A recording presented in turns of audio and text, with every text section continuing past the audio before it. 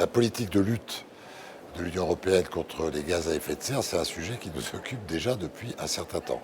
Alors, le but, c'est d'abord de fixer en quelque sorte les niveaux que nous désirons atteindre. Donc, le niveau qui est actuellement fixé pour 2030, c'est 40%, mais nous pensons qu'avec la nouvelle présidente, nous allons nous approcher de ce que le Parlement européen veut, moins 55% d'émissions. Ça, c'est le but général de CO2.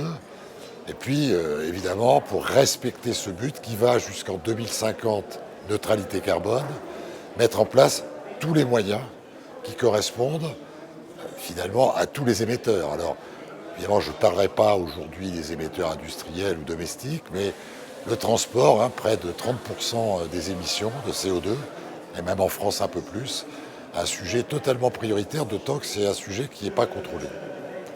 Donc, fixer des buts et s'en donner les moyens.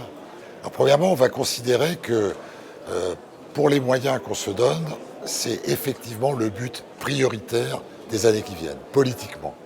Ça passe devant tout. Ce but climatique et environnemental est mis en avant. Alors, tous les moyens sont bons, entre guillemets. Les meilleurs moyens sont incitatifs, bon, très bien. Puis il faut aussi des moyens coercitifs, parce que sinon ça ne fonctionne pas.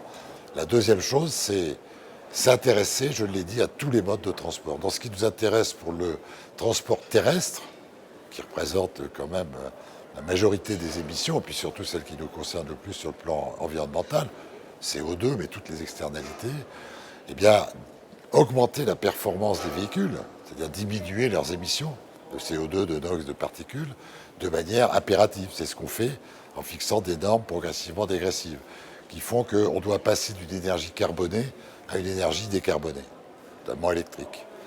Deuxièmement, donc ça c'est coercitif, vous ne pouvez pas passer au-delà. Deuxièmement, soutenir le shift modal, c'est-à-dire le passage d'un mode de transport qui est plutôt polluant, terrestre, aérien par exemple, vers du moins polluant, c'est-à-dire par exemple le ferroviaire et puis aussi le fluvial.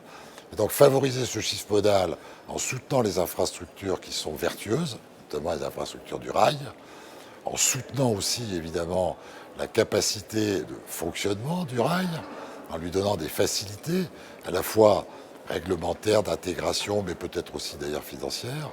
Donc soutenir les bonnes infrastructures, tenir compte des externalités réelles, s'adresser à tous les modes de transport, favoriser le shift modal, toutes choses qui nous amènent vers le rail. Et d'ailleurs, je précise que 80% de nos investissements actuellement, notamment par les RTET, vont au rail. La deuxième chose qui va compter, c'est que tout le monde prend conscience que ce sujet-là, ce sujet environnemental, le sujet climatique, le sujet énergétique, nous concerne tous à égalité. Voilà. Les solutions ne sont peut-être pas les mêmes. Alors c'est vrai que quand on parle de l'Île-de-France, la région la plus développée, et d'ailleurs la plus dense sur le plan européen, pas seulement sur le plan français, alors là, les sujets sont particulièrement épineux. Et donc, c'est là que nous devons faire le maximum d'efforts. Il faudrait qu'on ait une meilleure idée du coût réel, climatique et environnemental du transport.